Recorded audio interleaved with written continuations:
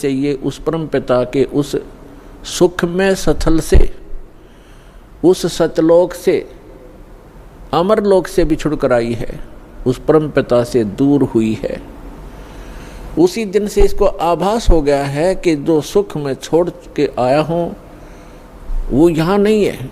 उसकी खोज में फिर ये अपनी अटकलबाजी से, जीव सोच से सोचने लगता है, प्रयत्न करता है। जैसे कोई निर्धन है, वो सोचता है कि धनवान सुखी होंगे, धन में सुख होगा। और धनी व्यक्ति को स्वप्न में भी सुख नहीं होता। पुण्यात्माओं, निर्धन को तो ये बात जचे नहीं कि धनवान सुखी नहीं, लेकिन किसी धनवान यानी मायाधारी से मिलकर देखना उसके ऊपर कितनी समस्याओं का पहाड़ होगा, आप सोच भी नहीं सकते। जहाँ माया है वहाँ शीतलता नहीं हो सकती, जहाँ भट्ठी अग्नि की तप रही हो वहाँ शीतलता नहीं हो सकती। ये माया अग्नि की भट्ठी है, इसके निकट बैठकर प्राणी कभी भी शीतलता महसूस नहीं कर सकता। धनी व्यक्ति सोचते हैं कि राजा लोग सुखी होंगे,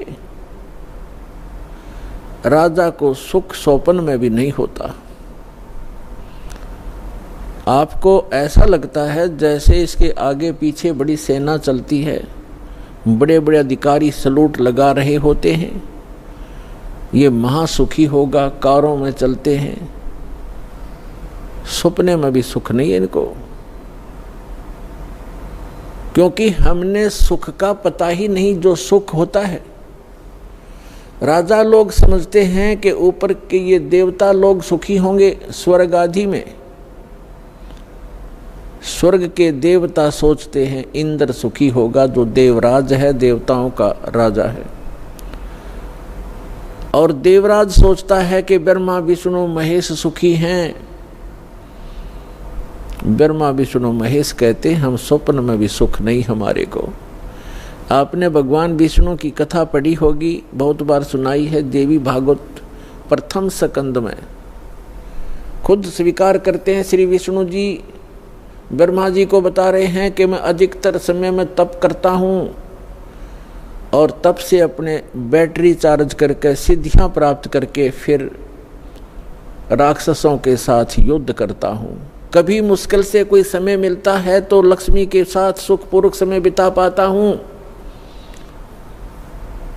तो खाक सुख है यहाँ पर।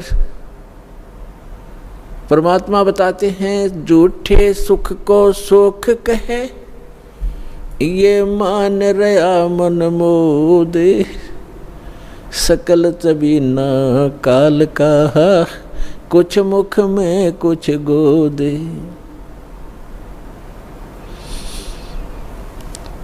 इस झूठे सुख को सुख कहे, ये मान रहा मनमोद। कौन से झूठे सुख को? एक व्यक्ति बता रहा था कि मेरे एक कन्या ने जन्म लिया, जन्म से उस कन्या के गुदा स्थान नहीं था। इसको देखकर मेरे ऊपर पहाड़ टूट गया समस्या का, महा दुखी हो गया मैं। डॉक्टर के यहाँ लेकर गया मेडिकल में। जिस वार्ड में मेरी बेटी को भर्ती किया उसमें ऐसे 3-4 केस और थे।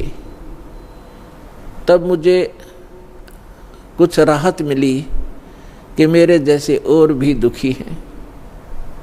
बताओ इससे क्या लाभ मिला उसको? अपना मन में मान लिया कि चलो और भी दुखी हैं तो मैं भी दुखी हूँ, कोई बात नहीं। क्या वो दुख हल्का हो गया?